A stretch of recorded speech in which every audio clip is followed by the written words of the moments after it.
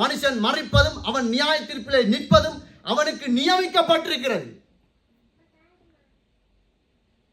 சும்மா கதவிட இயலாது. பிள்ளை கேட்கிறான் இல்ல, நீ சொல்லு, நான் சொல்லுவேன். கேட்கலையா, போ, நாசமா போறியா, போ.